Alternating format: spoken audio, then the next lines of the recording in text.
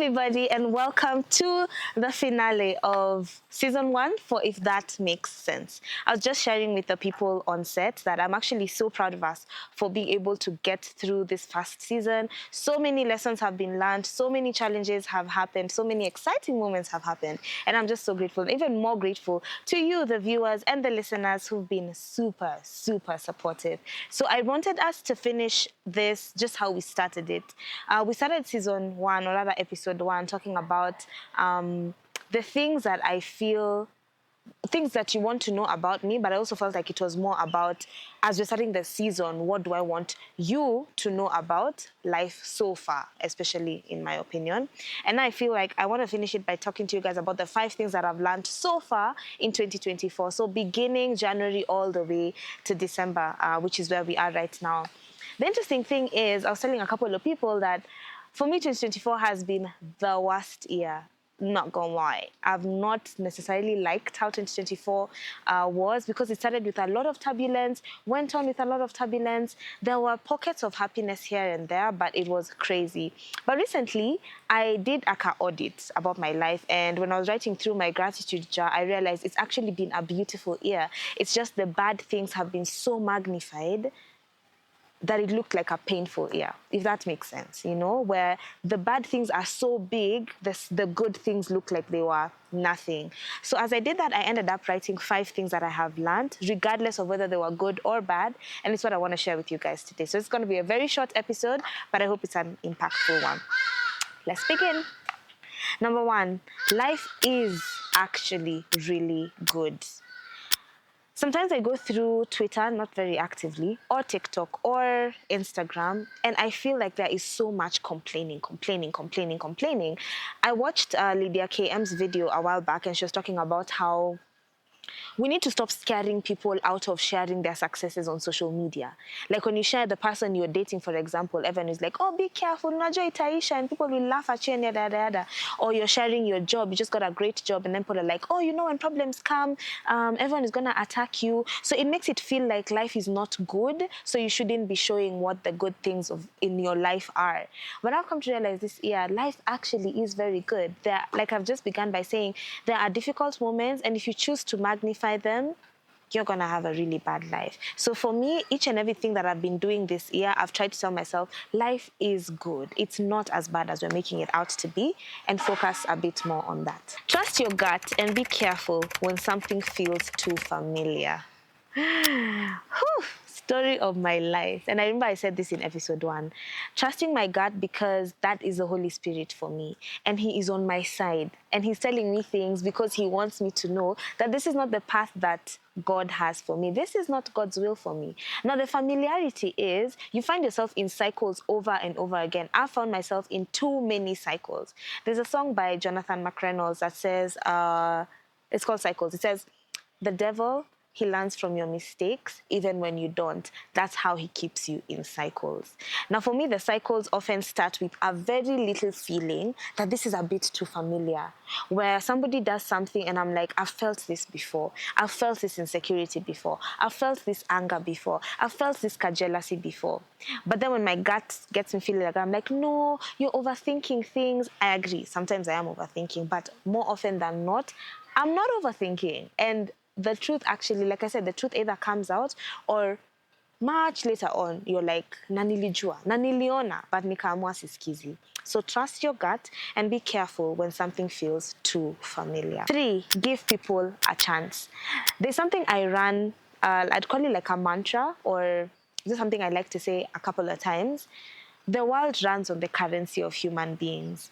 Everything we do is because of human beings or for human beings. So the job that you're doing, for example, you are doing it so that you could supplement, I don't know, you want to go out with more people, you want to have a better life for yourself, you want to help your family, you want to help, you know, all of that stuff. Say you're producing food, it's for people, right? And who's producing that food? The farmer is a human being. The content I'm creating right now is for you people, because you are people. The person who made this camera made it for a human being. There's nothing we're doing in this world that is for, I don't know, like for an object. We are doing everything for people, which can look like a good thing, doesn't it? But at the same time, you will always find people who love you and who care about you. And for me, I've realized it's especially my friends.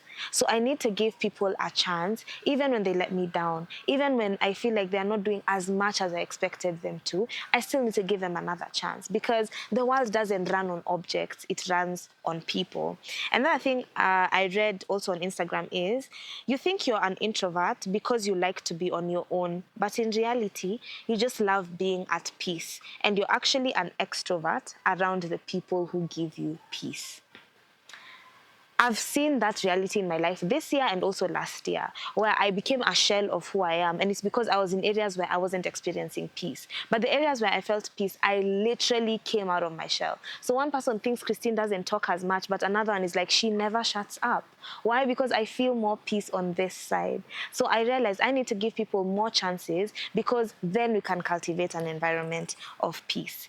And just because things have been a bit hard with one or two or three people, doesn't mean you have to dismiss them immediately. You can give them another chance. But make sure it's not coming at the cost of your peace. The second last one, be careful not to be your own downfall. A few minutes before we started recording this episode, I was just talking about how I can be really lazy, especially at the slightest inconvenience. I'm just like, I'm done. I'm tired. It was not worth it, you know? And I've realized that can easily make me my own downfall. Like I said earlier, God has a destiny for me and for you. And there are things that you are expected to do, things that He wants you to be able to thrive in. But you can be your own downfall. The destiny will still happen, but maybe you are supposed to achieve it at 20, but you're achieving it at 50. Why? Because every time an opportunity came, it was just inconvenient, or you were too tired, or you didn't want to wake up that day for the shoot. God knows how many times I have woken up for this particular shoot and told myself, I'm done, I'm tired, I can't do this. But I kept thinking, maybe one day the podcast will thrive when I'm 40, when it could have thrived right now when I was 24.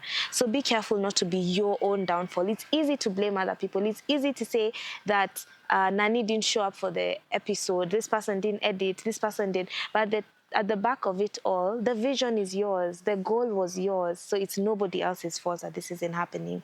Something else I saw on Instagram. Instagram is literally so amazing. Nothing drains your energy faster than your own thoughts. So stop stressing about what is beyond your control.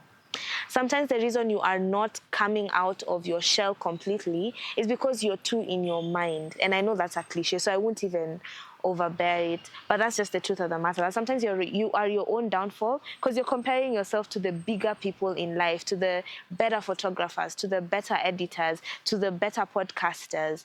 And now you feel like, because I don't have certain things, certain resources, I can't do what I need to do. So I realized I need to be careful not to be my own downfall. Lastly, don't let bad seasons change who you are. Do not let bad seasons change who you are. Like I said, this year has been difficult for me in so many ways I couldn't even express, and only specific people knew about them. And I saw myself change and become a very mellow, sad, inactive human being because of either what someone did or because of a season I was going through.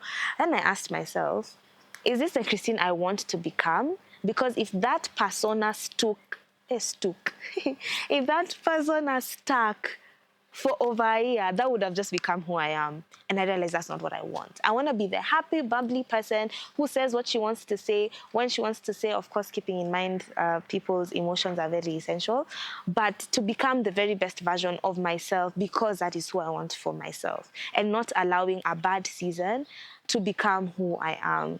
But I get that I could be saying this to somebody who's had a worse season. Say you've lost somebody so essential in your life. Say it's your mother, your father, your sister, your brother. And it may seem like I'm telling you, oh yeah, just don't let it change you.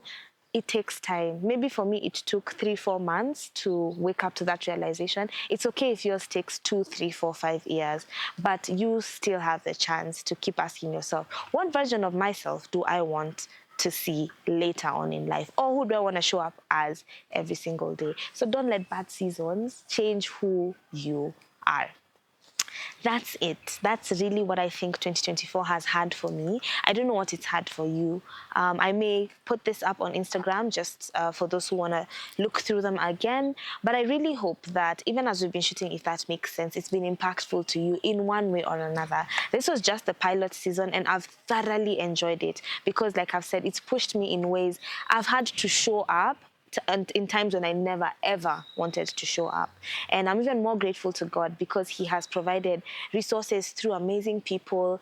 Fred, who does the camera work, Hazel, who does the production, Joy Lavender, who does social media, Olivia, who helps me out with the questions, Bruce, who helps out with the behind the scenes, and so many other people who post and push the content. And even myself, just for showing up every single time, and all the guests that we've been able to have. I have seen the Lord work through this particular episode and work in me. So I hope that you're able to sit down and reflect on 2024. It doesn't have to be that deep. I personally know I'm a very deep person, sometimes to a fault. It doesn't have to be that deep. It can be just small, small nuggets of what you feel 2024 has been like. So thank you for watching. If that makes sense, I can't wait to see you guys on season 2. Bye.